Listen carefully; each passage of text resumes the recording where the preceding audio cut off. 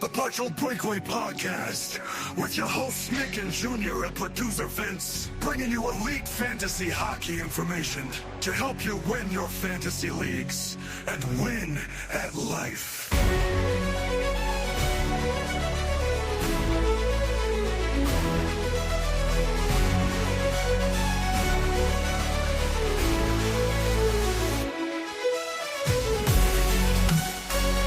Episode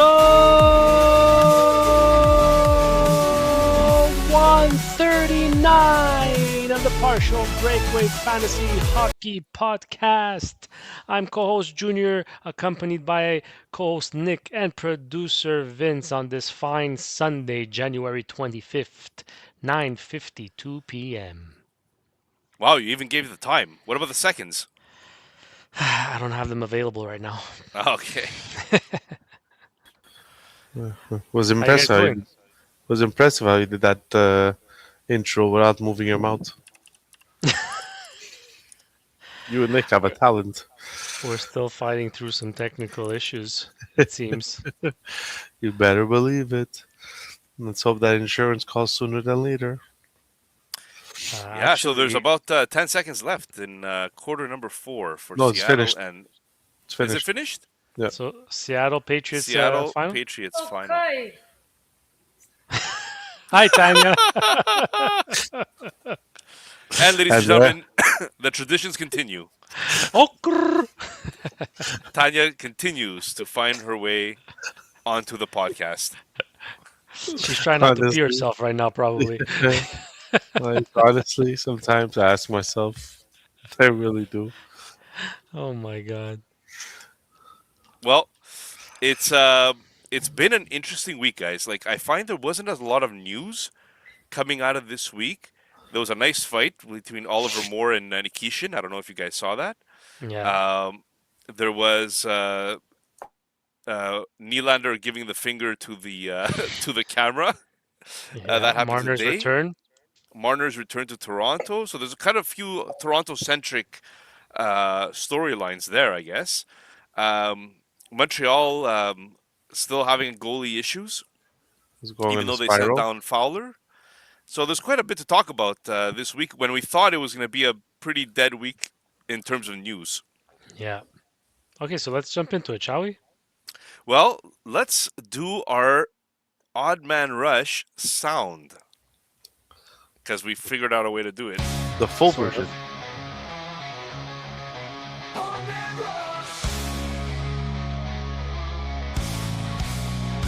Odd Man Rush.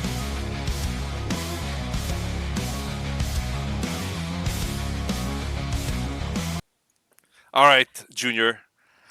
The Odd Man Rush, where we take news, notes, and trends of the NHL and turn them into 30-second takes, which usually last 3 minutes. This segment is sponsored by Sportira. www.sportira.com for all your sports apparel and team uniform needs. At sportira.apparel on Instagram. Give them a follow. You can't go wrong.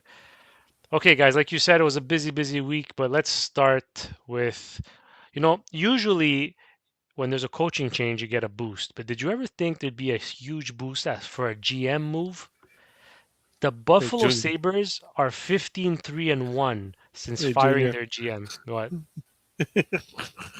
See, sorry, you weren't. You weren't moving your mouth. I was trying to. So if you guys are watching on video, Junior seems to have some lag when it comes to him talking. So you don't see his mouth moving. So we apologize to those of you listening on audio. We're interrupting Junior here, but it's like a ventriloquist dummy. Like when you shove your hand up his wazoo and you make him talk. That's what it sounds like. That's what it looks like right now. But yeah, those of you that are on YouTube, please like and subscribe because this is entertainment, my friends. I'm telling you. Okay, basically what I was getting at was you usually get a boost from a coaching change, but never have we seen a boost like this from a GM change. So the Buffalo Sabres are currently 15-3-1 since firing their GM and are third in the Atlantic Division. Nick, I'll start with you. What can you make of this Buffalo Sabres? Are they for real? Well, one thing that fellow listener Adam says, which is actually I find is very accurate, is the players on the ice that play the game. It's not the coaches, it's not the GMs, right? So it shouldn't lead to such a big boost necessarily. And was it really a wake up call for them? Or they really, really disliked that GM for so long that they couldn't wait for him to be gone so they could actually start playing again. I don't know what it is, but somehow something's working in Buffalo. And I feel bad for Buffalo fans because I saw the interview with Pagula when he was talking about the Bills and how he promoted their GM in the NFL and fired their all star coach because he just never got it done in the playoffs, even though he made the playoffs 8 out of 9 seasons. Anyways, all this to say is that your owner's kind of wacko, and I feel bad for you. But you can also say, I don't know who, I remember who was saying it on the radio, but they were taking into comparison what's happening in New York with the New York Rangers on how their downfall is going like epic. Their epic downfall is happening because of Drury putting Goudreau on waivers because he didn't want to get traded to San Jose, so he put him on waivers, and San Jose picked him up.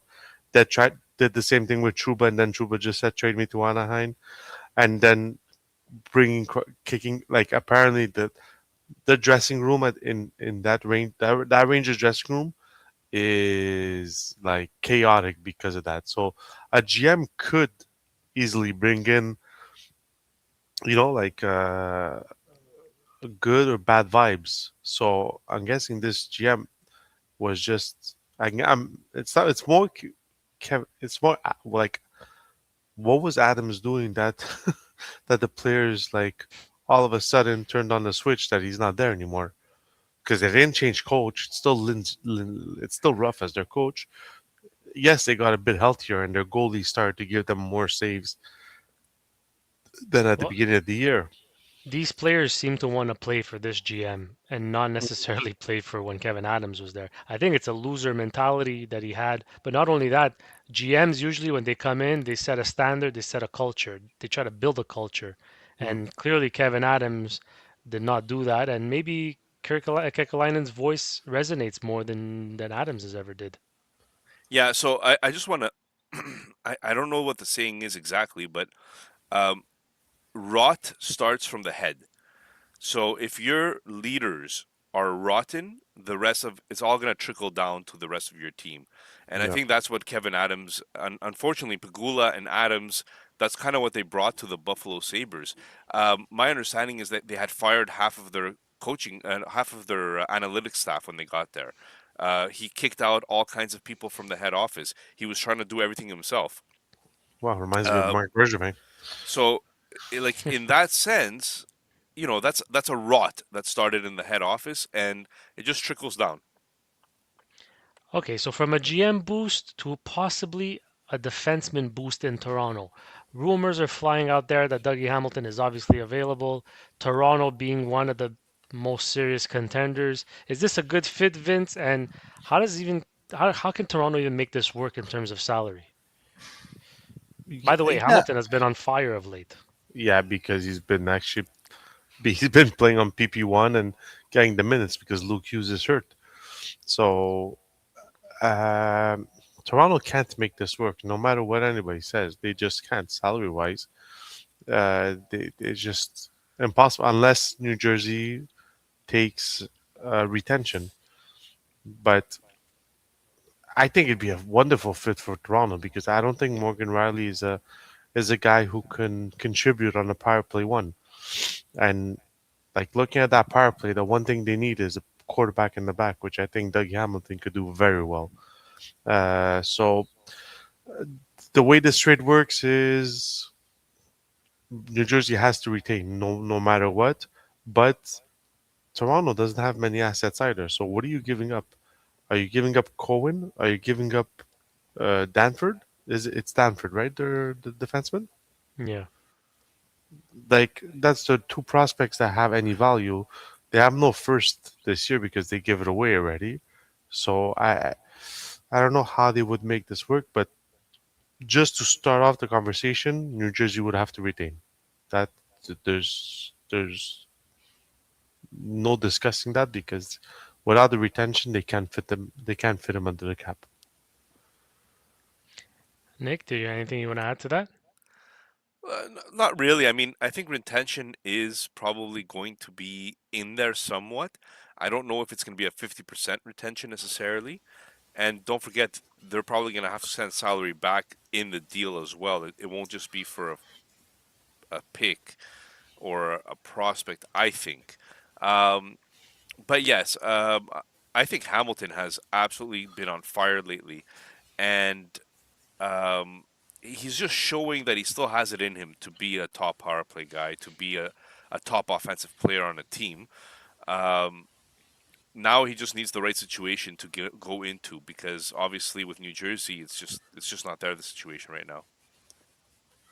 Yeah, I mean, Tanev might be season ending. They haven't confirmed that yet, so that'll alleviate 4.5 million. But like you said, either they retain or they got to include another contract, like maybe a Brandon Carlo or something.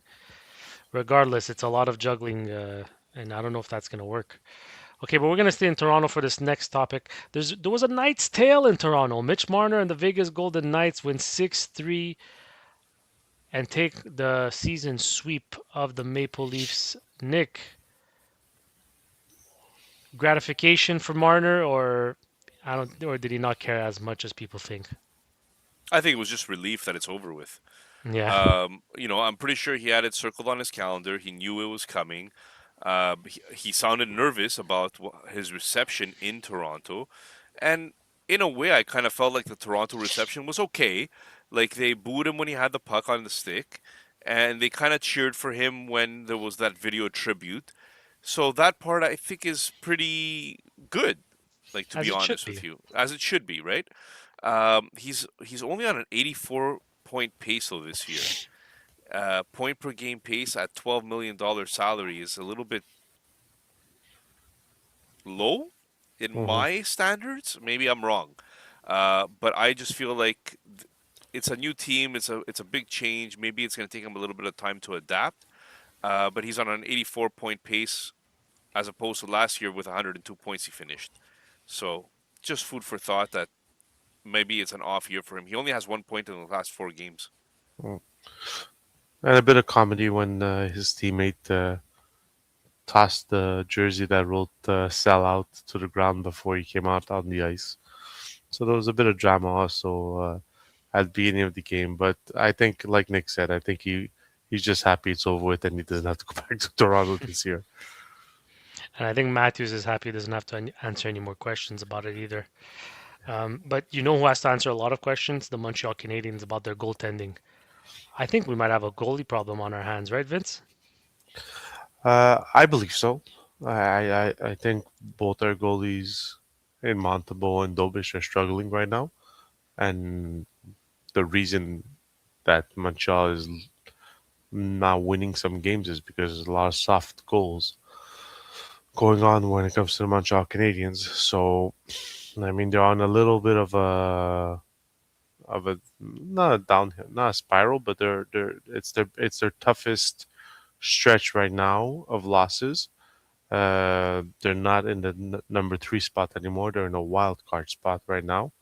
Buffalo took them over, and Boston is hot on their tails, and so is Florida.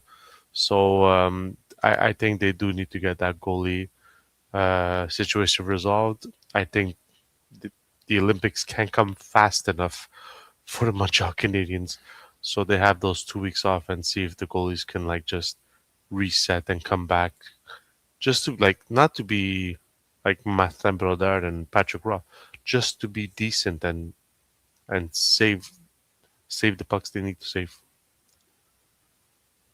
Nick? The way I see it, guys, is that like last year, Montembeault had a career year. He played 62 games, won 31 of them. He had a 2.8 goals against average last year, a 902 save percentage. Um, the year before that, though, he had a 903 save percentage, but a 314 goals against average. The year before that, 901 save percentage, 342 goals against average. Like, we're not talking about necessarily somebody that was always elite. We're talking about a pretty a goalie that had a career year last year, and perhaps, perhaps it's not necessarily who he is. Um, so he needs to right the ship because right now they're all in on Montembeau and Dobish.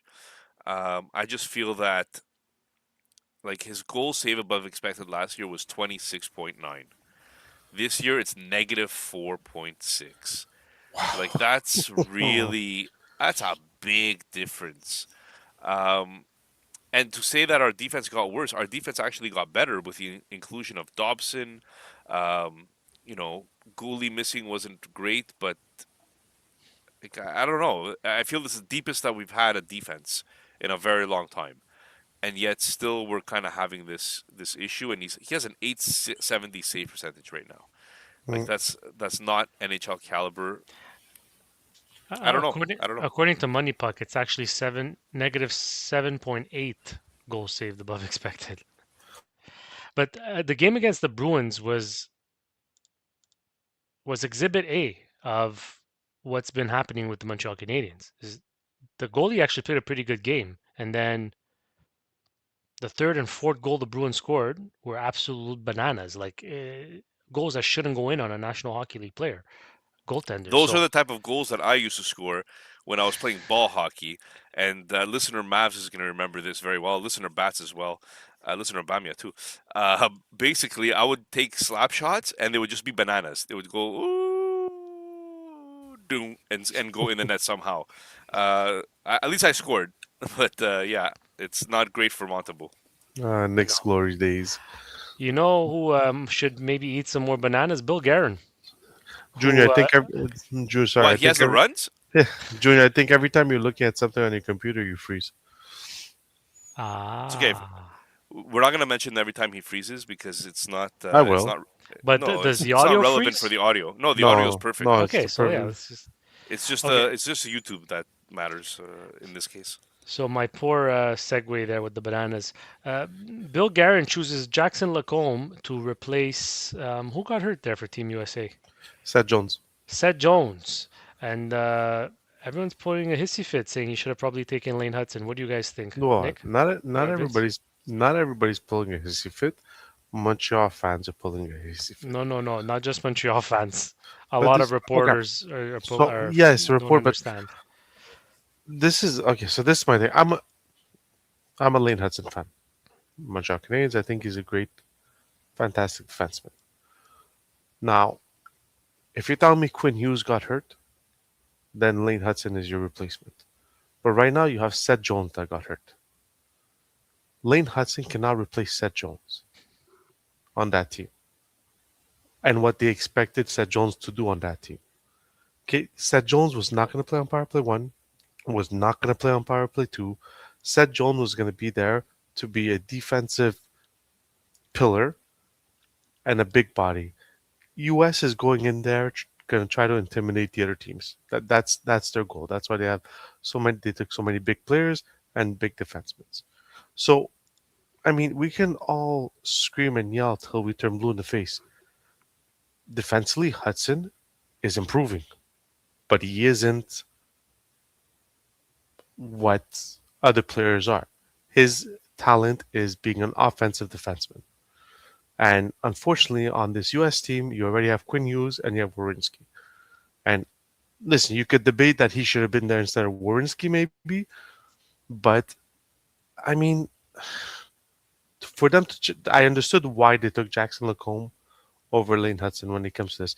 This is almost a debate. Remember in 2014, Team Canada with PK Subban?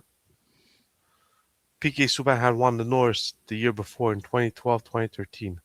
In 2014, Team Canada, he wasn't even on the radar for Team Canada. They just took him as an extra player and didn't even play a game, I think, or he played one silly game. And people were outraged. And then you look at the Team Canada defensemen that year. There was Duncan Keith, Shea Weber, Drew Doughty, Jay Bowmeister, Pietrangelo, and the one guy that they were saying PK should have been in front was Mark Edward Vlasic. But what people realized is defensively, Mark Vlasic was at that point 10 times better than PK defensively. And that's why PK never saw the ice. So I feel this is the situation that's happened with the US team. As a Habs fan, I'm glad Hutson didn't make it. He's been struggling. You see his struggles in the past few games, and I think he needs that 2 week break to come back regenerated for to end the year and for that playoff push. Just what was Seth Jones's role going to be on this team? I'm curious, in your Uh, opinion. Third role defenseman, play on the PK. Okay, because -2 this year, -24 the year before, -15, -38, Okay, -37, but -18. He Junior, what has team do one you play hit. with? He has listen. He has one hit per game. He's not what people think he is. And I'm not saying Hudson should have replaced him. I agree with you. If you tell me Quinn Hughes or Orensky get hurt, then Hudson's the guy, right? At the end of the day, Lacombe is the eighth defenseman. He's not going to play anyway. Where they went wrong, I think, is Caulfield, but that's a story for another Yeah, day, but I that's guess. enough. Nick, but I just want to say, like Seth Jones, you're saying, the role he's going to play, who's going to play it? Lacombe's not going to play Seth Jones's role. Well, if they need it, yeah, he's gonna play that role. It's gonna be that role. Who else is gonna play that role? Well, Okay, so Faber's their shutdown guy for sure with Charlie McAvoy. And Jacob Slavin. Those are their shutdown defensemen. yeah, Okay, I think Lacombe is a poor man's Slavin, yeah, no, basically. but Seth Jones, was he even in their top six defenseman, or was he the seventh defenseman on Team He USA? probably wasn't going to be a top six. No, I don't Okay, think. so why even people complaining even now? If he's not even the top six, I don't even understand why the debate is going crazy like it is. I actually think Vince said one thing that's actually really smart there. Um, he basically said that, if it was Quinn Hughes or if it was another offensive defenseman going down like Orensky. Wierenski, that Hudson might have been more in consideration. I like that thought process. I think when you're trying to build a team, I could see why that thought process is there. Fox isn't going to make it, and I don't even know if he's healthy enough to make it. And Hudson is the other offensive guy there. So we'll see. I mean, there's still a little bit of time before the actual Olympics happen. If any other injury happens, he might be the next one up. All right. Oh, sorry, guys. I lost the window. Okay, it's here.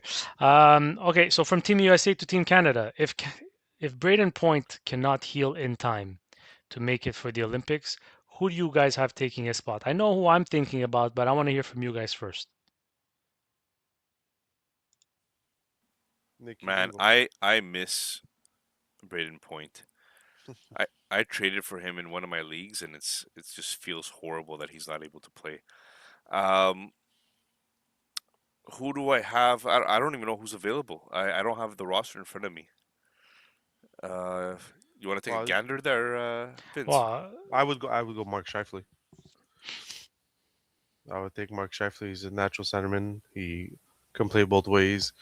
Uh, I would have maybe considered Bedard, but after coming back from injury, he hasn't been lighting it up. So to me, I think it's Mark Scheifele should be there. But I'm curious to see who Junior thinks it was. Who Junior thinks it should be. I would have went to Wyatt Johnston, I think. Oh yeah, another good option. I thought you were gonna say Sam Bennett. I'm like, No, I can't if with it Tom Wilson if there. it I was a can't with Tom Sam Bennett. Wilson, or if it was like you said, Yeah, like the same role type, but Wyatt Johnson, he's a good face-off guy. He's 47% on the face-off draws. He can play center. He can play wing. He's exactly what they're looking for. I wouldn't mind Shifley either, to tell you the truth. So one thing's funny. I was watching. I think it was Berkey talking on Sportsnet. I can't remember if it was Sportsnet or if it was a podcast, but he was basically saying like, um, Team Canada, you're not here to bring in the kids.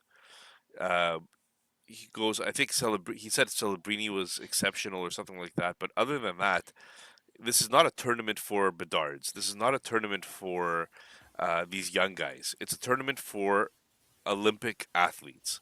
and the best of the best. So if you're telling me that the best of the best is 30 years old veterans that know how to play the game, then that's the way that Team Canada should go.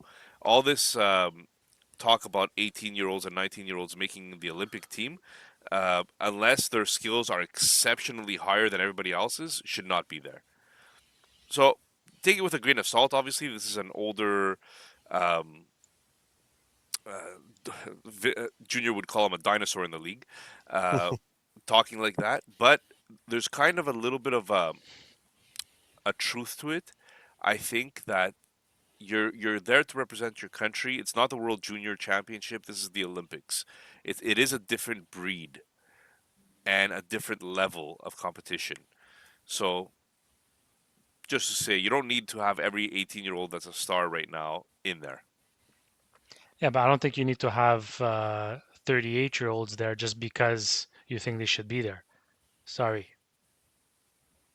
Drew Doughty, what the hell is he doing on Yeah. this team?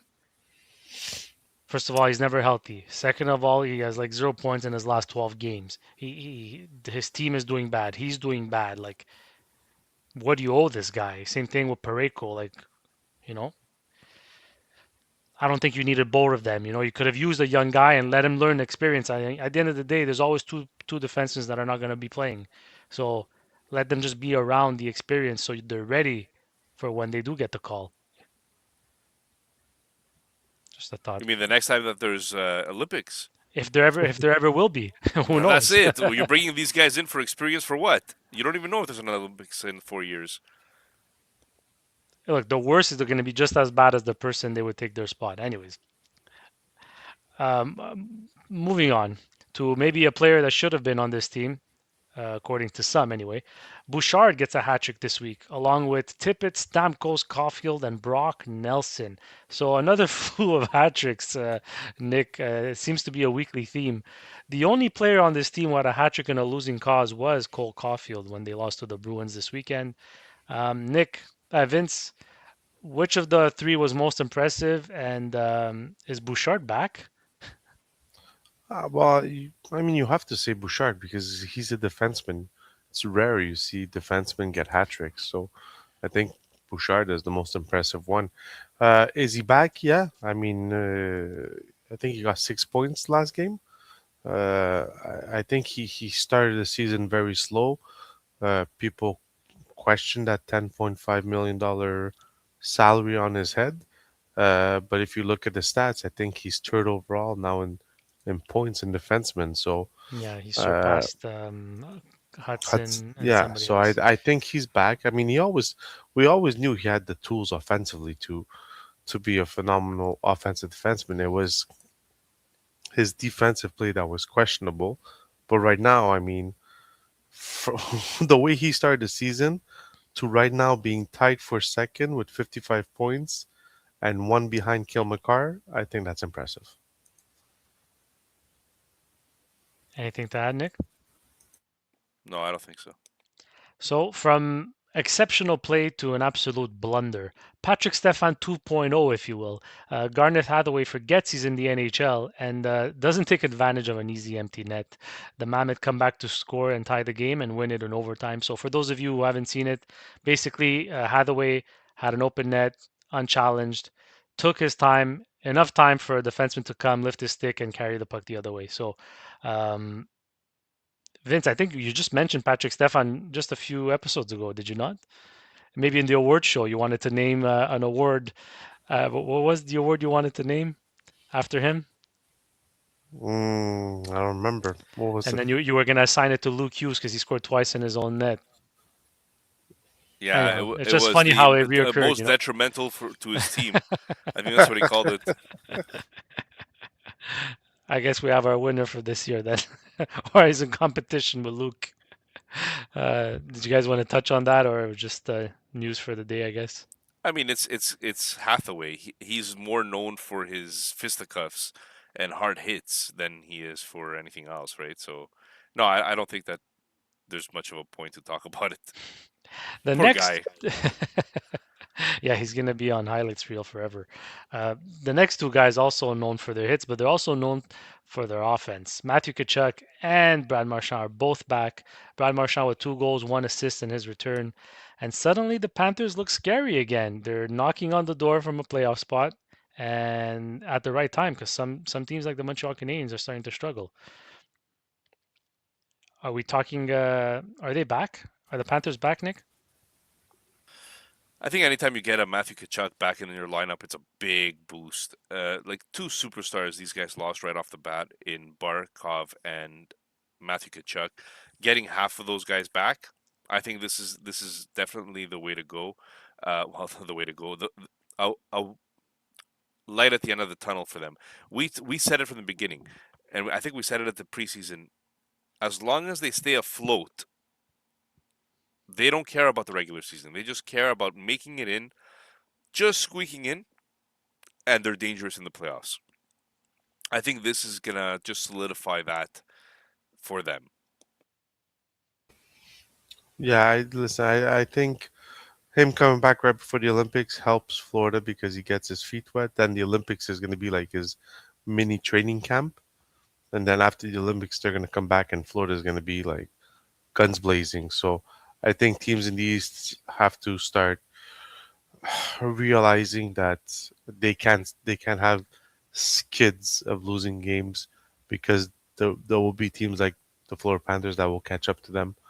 Like we said, look, they're 59 points. Boston's at 62, and they have a game less. So if they win that game in hand, Florida is going to be at 61 points. So 1 point behind Boston, 2 points behind Montreal for a wild card spot. So I think this is a big boost, and I think Florida will be a team to keep an eye on in this right after the Olympics.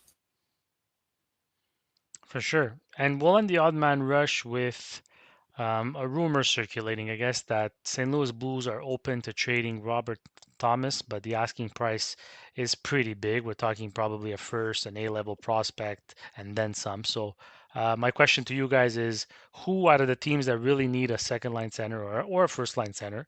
So basically, who of the teams that need a center has the assets to make a trade like this for him, and what does a trade like that look like, Nick? That's a lot of information off the top of my head, but I'll go with Detroit. It's Uh, always them. It's always Detroit. I find they have the assets to move in order to get a Robert Thomas. Who could use a Robert Thomas more than Detroit? I think not many because I just don't like their depth at center. I think you have one Larkin, and then you have a bunch of guys that are like two-way guys. Whereas Thomas could come in, be that second line center, probably even first line center. To be honest with you, I think he has more talent than Larkin, um, and could just grow with the team and put the team on his back and really like move forward with him. Like imagine Robert Thomas playing with guys like I don't know Raymond Kane, DeBrincat. Like he's the perfect setup guy for these guys. It would be amazing. So what's going back the other way? For sure, like Axel Sandin Pelika, maybe Casper Yeah, I think they're looking. So my or an understanding, Edvinson. yeah, that's where I was gonna go. I think that my understanding is they want more of an all around defenseman as opposed to just an offensive defenseman, and Edvinson kind of fits that mold a lot more of what St. Louis is coveting right now. Um, but there's probably gonna have to be other pieces as well, like a center prospect, maybe a Casper, maybe a something else to kind of pry a Robert Thomas out of there. Definitely a first as well. That's just my opinion. Vince, want to take a shot at this? Yeah, well, the two teams I'm looking at is probably Montreal and Philly. I think they both have enough prospects and players in their lineups right now that they could easily make a trade. The thing is the price worth it at this point? Are they ready to make that next step? I don't think Philly is. I think Philly is still far from making that next step to being playoff contenders. And Montreal is close, but if you look at Montreal, like you're giving up Caden Gooley for sure. You're giving up your first, and then your top prospect. Which one are you giving up? You're giving up age. Are you giving? I feel Jorovsky. Gerard. Yeah, I feel that yes, we were in need of that second line centerman, but uh, I don't know if I would pay the price for Robert Thomas because we're not a Robert Thomas away from being Stanley Cup contenders. We're still I mo- don't know about that, man. You get a no. Robert Thomas on this team, you're Okay, you're much closer to that Stanley Cup than other teams are. Nick, you get a Robert Thomas, but what are you losing? You lose Kaden Gooley, there goes your defense. I don't think Keelan Gooley is the person that you would trade away there. So who are you trading If they're away? looking for a Robert Thomas replacement, chances are is you're gonna have to get rid of one of your forwards in the top six currently right now to make room for him, anyways. Um, and Well, Kapanen's probably probably going to be there, but I don't think that's the main Yeah, but that's piece. fine. he That's wouldn't your be the not. main piece. Yeah, But Kapanen would be there. you said Uh, they needed you I said they don't think it needed would a be defenseman. Gooley. Who would Yeah, be I the? just don't think Please I don't. just don't think Montreal's gonna move on from Gooley there. Please, but that's why. Please don't say Reinbacher. Reinbacher looks like one of the Now he's biggest hurt busts. again. Yeah, he looks like one He's of the hurt again. biggest busts. Yeah, he So got you hit in can't the be head. it can't be No, you Reinbacher. can't say he looks like a bust because when he's been Yeah, it's playing in not the a. AHL, he's been good. He Oh, just can't stay healthy. that's not what Marco D'Amico said.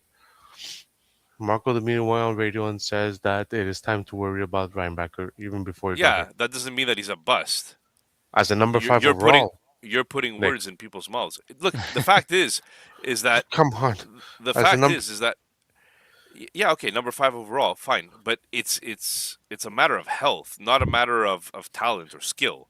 You go five overall because of the skill and talent that you have.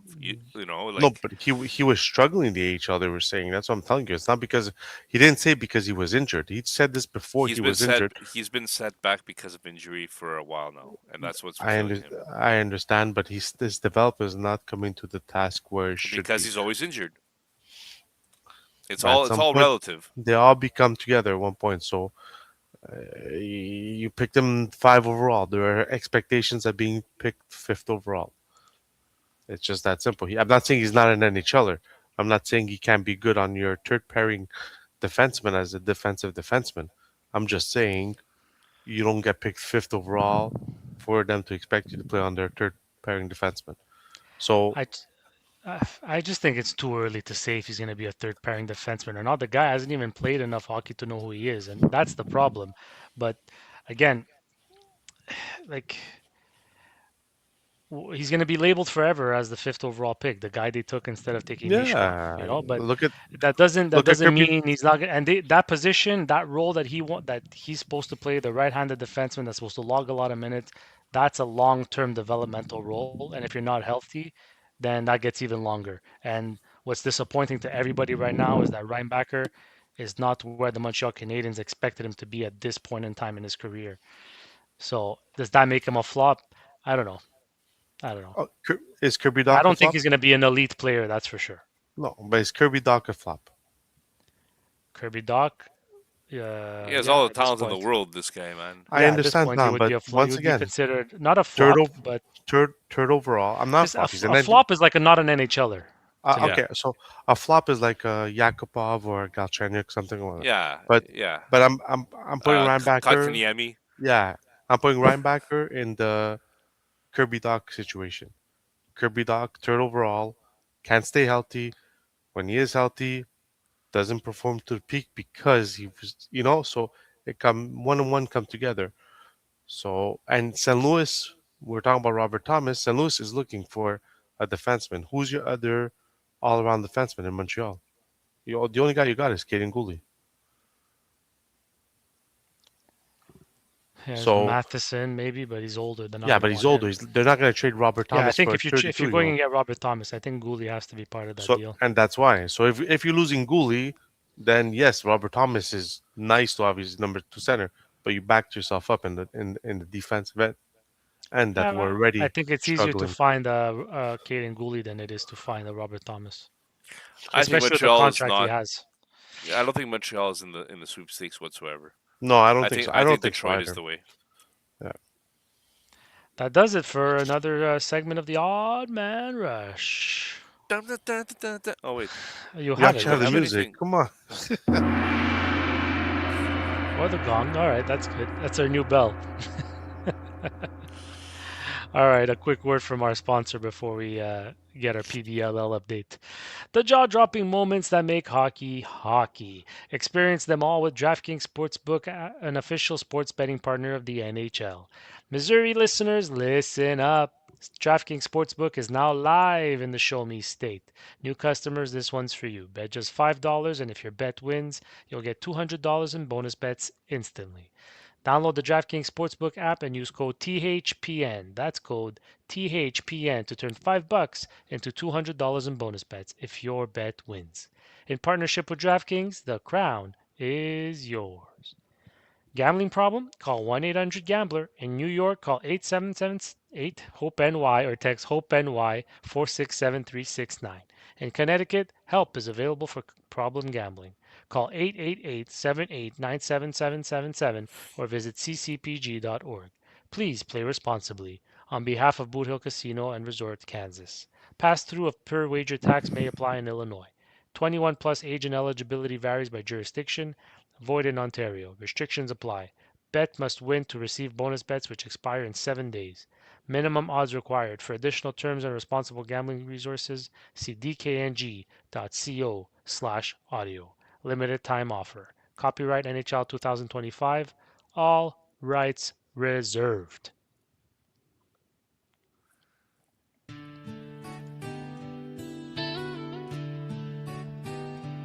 PBL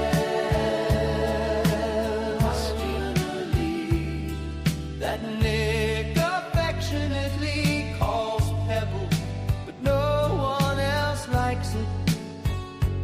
Partial breakaway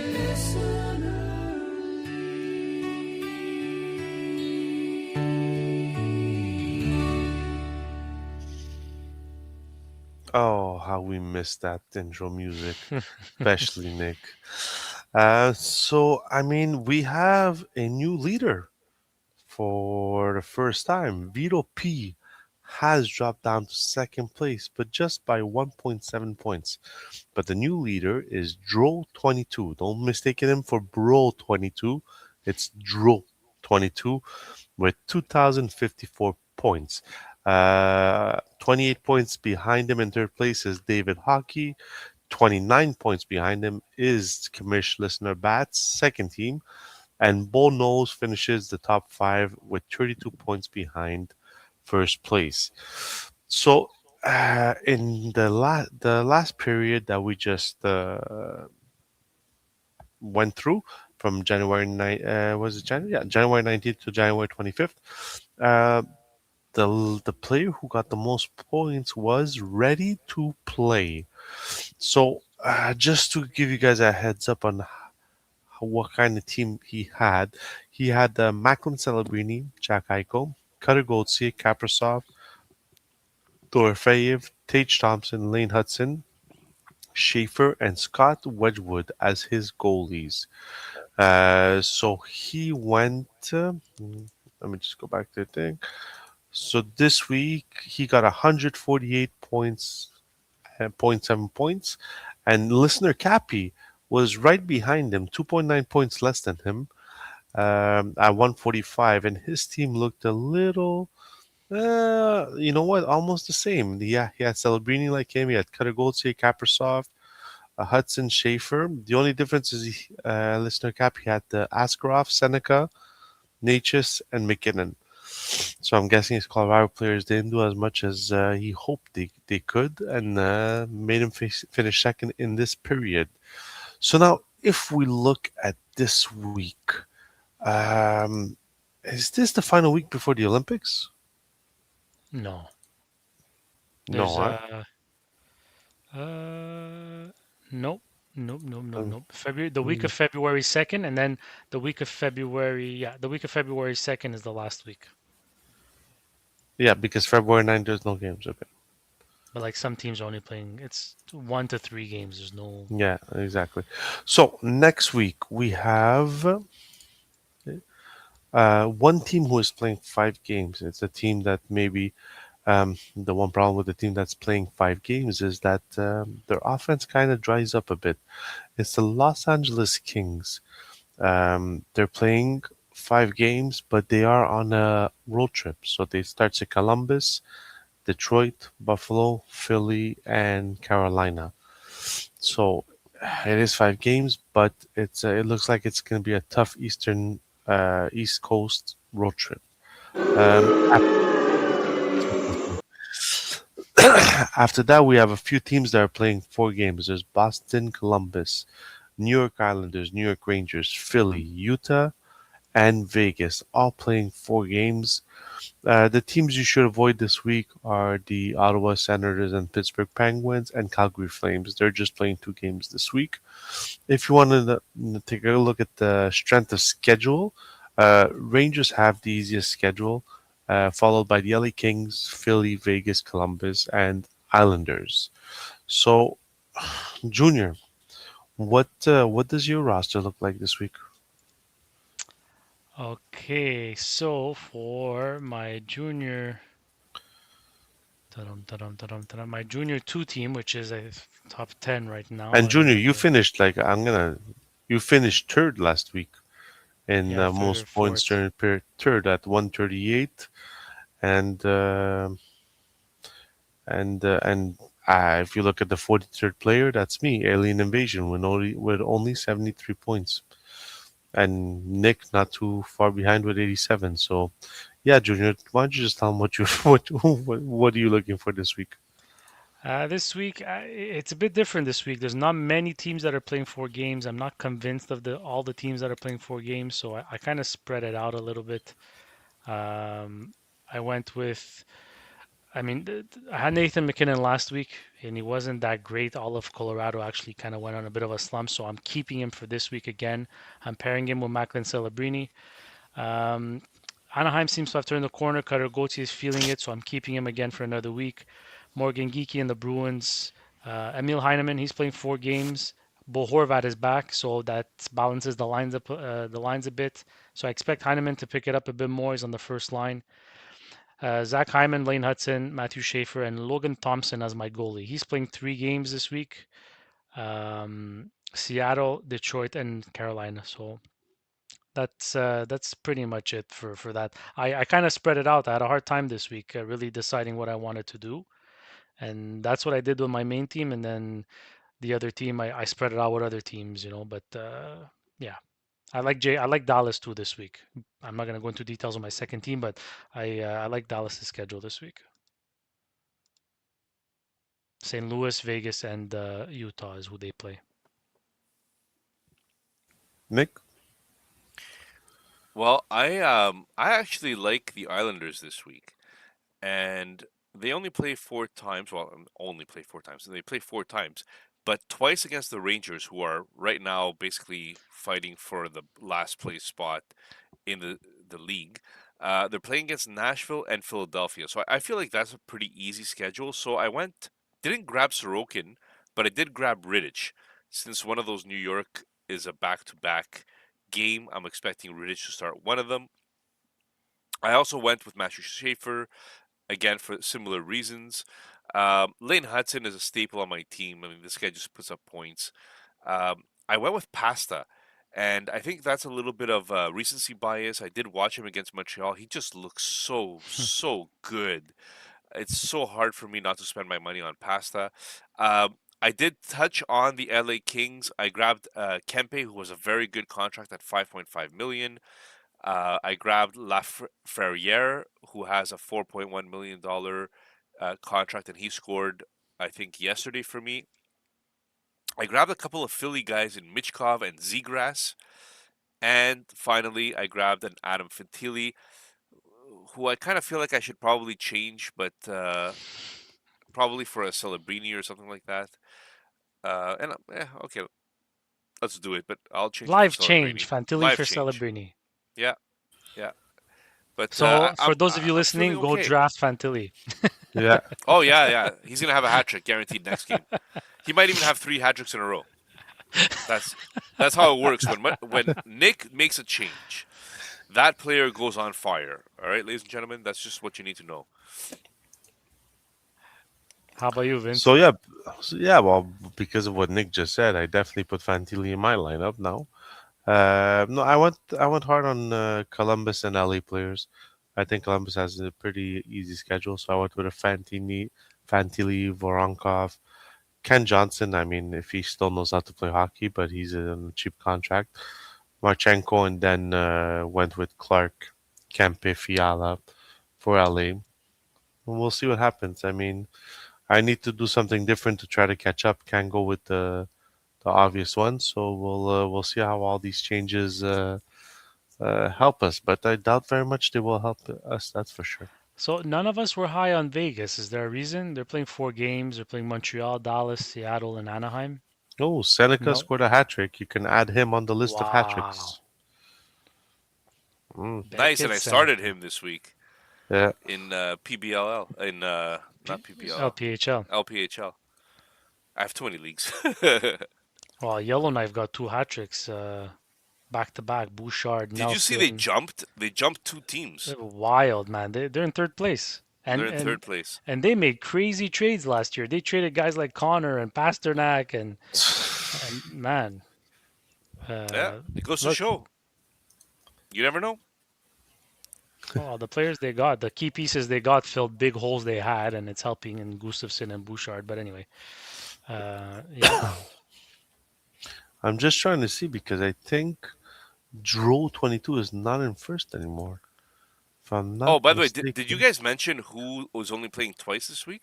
Yeah, Yeah, he the did. three I teams might I might have Calgary. missed it. Okay. Yeah. So right now, listener Cappy took the lead in this week with 149 points because of Seneca. So look at that, Mr. Cappy, first in this period. Well done. So do you guys have anything to add for listeners and people who are looking for suggestions in the Pebble League? No, don't forget, it's just not because people are playing 5 times that necessarily that they're going to end up in first. Uh, but I am banking a little bit on that with Kempe and Lafreniere. So we'll see. We'll see how it goes, guys. But I hope everybody's enjoying it so far. This has been a really fun league, and all kinds of people are kind of moving up the top and racing for that trophy. It's good. It's good so far. Mm. Yeah, Yeah, there's not much Nick. to add other than guys, just follow us on social media, Instagram, X, TikTok at Partial Break Pod. You can follow us on Spotify, Apple Podcast, any audio podcast platform. Give us a follow, download our episodes. Again, the easiest and best way to support what we do, because we do it for free. But we also do it because we love it. So it encourages us to keep going. So that's all we really ask for, really. So we wish you a great week. Hey, Nick. Why don't hockey players ever get hot? My Because wife they would say otherwise. no. Why don't they ever get hot? Okay, why? Because they have too many fans in the stands.